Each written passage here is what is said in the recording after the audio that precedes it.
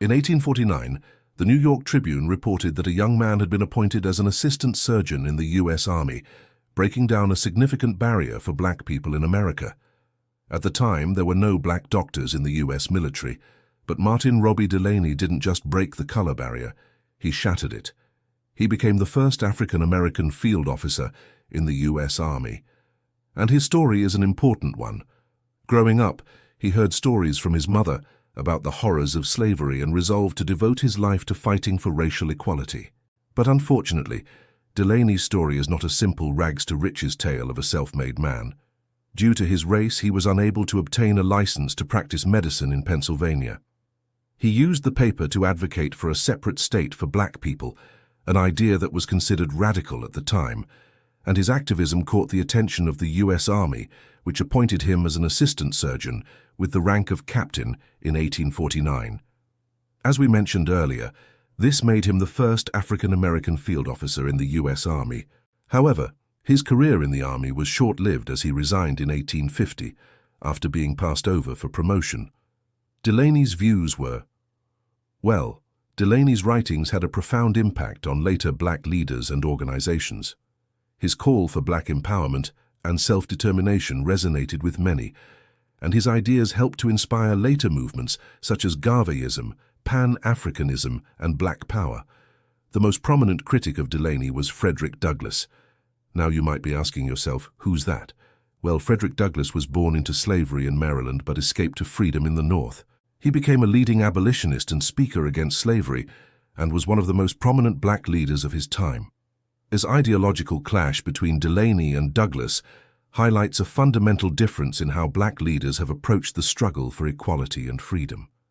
While Douglass's views represented a more mainstream approach, advocating for abolition and integration, Delany's views were more radical, calling for black empowerment and self-determination. Despite their differences, both men made important contributions to the fight for racial equality. Douglass's eloquent speeches and writings helped to turn the tide of public opinion against slavery, and Delany's calls for black empowerment and self-reliance inspired later generations of activists.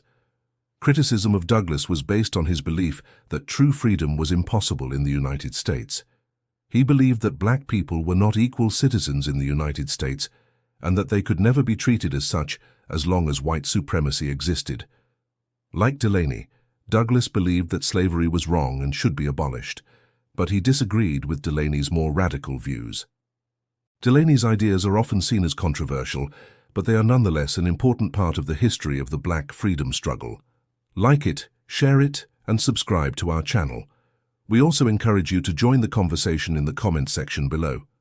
What are your thoughts on Martin R. Delany's ideas? How do you think they compare to those of Frederick Douglass? And what do you think about Delany's call for a separate state for black people in Africa? We look forward to reading your comments. Thanks again for watching, and we'll see you next time. And it's through understanding that history that we can continue to move towards a more just and equitable future. These movements all shared Delany's belief that black people should take control of their own destiny and that they should not rely on white America to grant them rights or equality. Once slavery was abolished, he believed that black people could work towards equality and integration into white society through education and economic advancement. Delany, on the other hand, believed that slavery and racism were intertwined and that the only way to achieve true freedom was to establish a separate state in Africa. He criticized Douglass's views as being too moderate and his trust in the United States as misplaced. And we also see it in the Pan-Africanism of the same era, which called for the solidarity of all people of African descent. Even today, Delany's ideas continue to influence activists and organizations working for black liberation and self-determination. Shaped, he said that Douglass had come to the conclusion that we as a people have nothing to do with the political, social, or industrial interests of this country, that we are not to be identified with its destiny, and that our greatest good is not to be found in our identification with it. We are to stand where we are, keep our hands off politics, submit to the laws, and patiently work out our own salvation. By his reading of the works of black abolitionists, such as William Lloyd Garrison and Frederick Douglass, Garrison and Douglass both argued that slavery was a moral evil that needed to be abolished. But while Garrison advocated for immediate emancipation, Douglass took a more moderate approach. He believed that slavery should be abolished, but he also believed that it should be done gradually. This gradual approach was unacceptable to Delany, who wanted to see an end to slavery immediately. He also disagreed with the more moderate abolitionists who believed that black people should be integrated into white society. You see, while many abolitionists advocated for the integration of black people into white society, Delany's views were shaped by his study of history.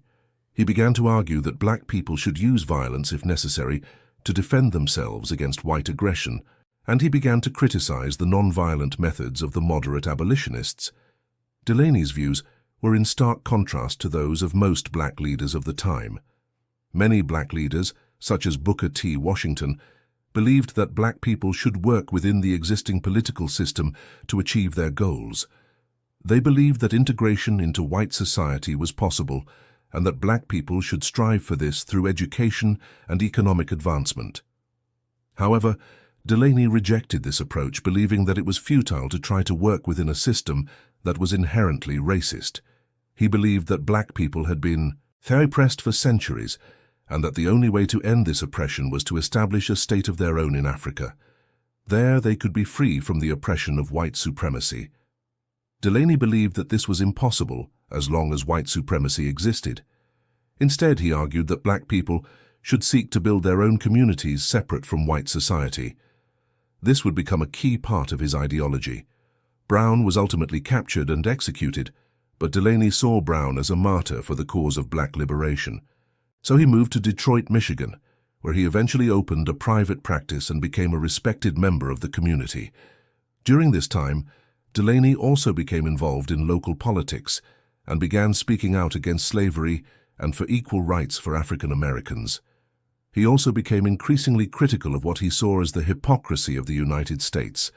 He believed that a similar state could be established in Africa, where black people could be free from the oppression of white supremacy.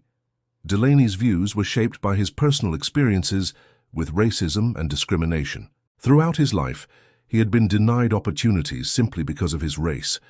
He had been beaten up by white classmates and harassed by white society, and he had been passed over for promotions because of his race. These experiences left him feeling disillusioned with white America and convinced that true equality was impossible.